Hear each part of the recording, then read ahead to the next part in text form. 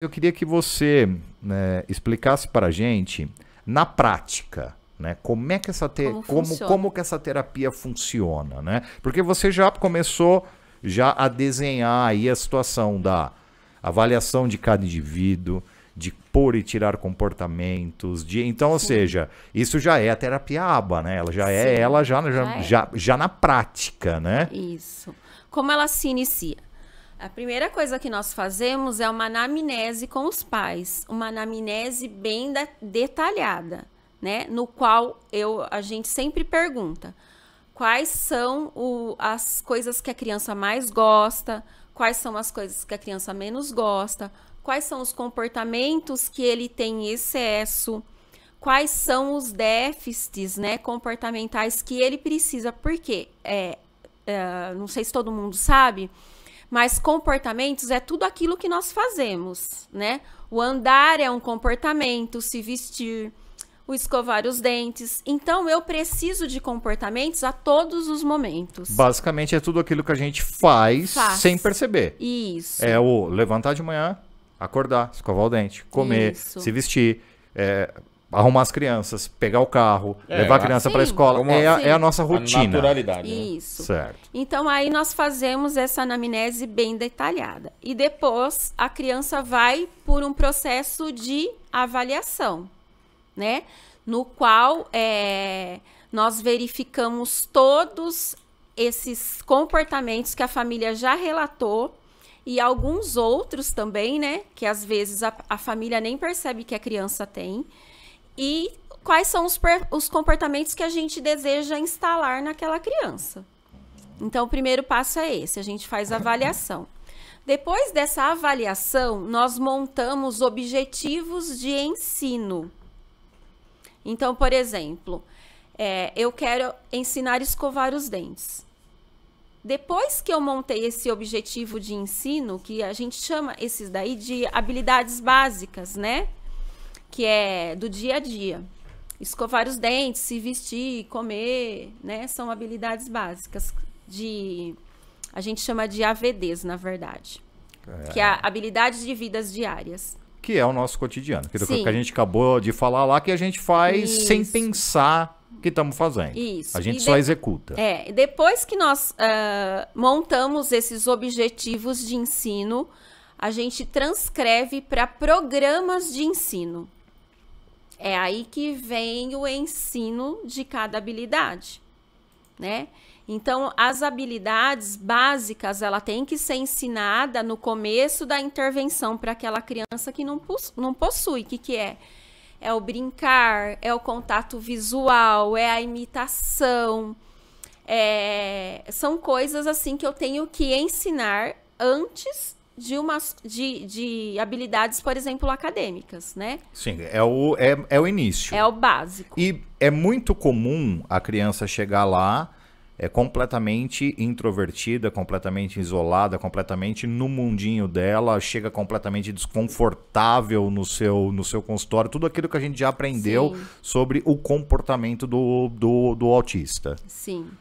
E além, né, de tudo isso que a gente tem que ensinar, às vezes também aparecem crianças com apraxia de fala, que é um problema na fala, na qual ela tem dificuldade de falar.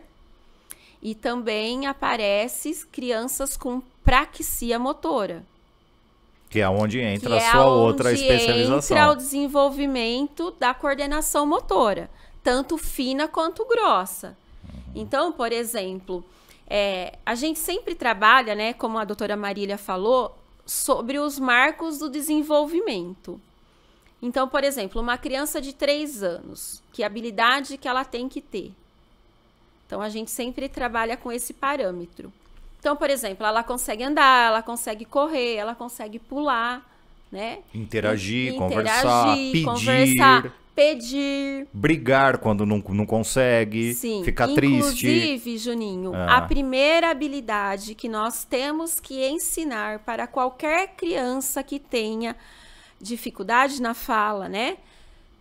Seja autismo, seja o DI, porque a análise do comportamento, ela não está só voltada para atendimento do autismo, e sim para todas as crianças que têm neurodesenvolvimento, que as crianças com DI também se enquadram. O que é DI?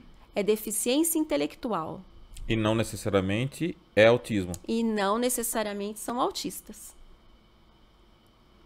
Tá, vamos lá, continua. Tem mais um caminho. Tem mais um caminho, Então, assim, eu tenho que ensinar todas essas... assim, Camila, que orgulho. Mas pode continuar. Você tá descobrindo coisas da sua esposa que você não sabia? Por quê?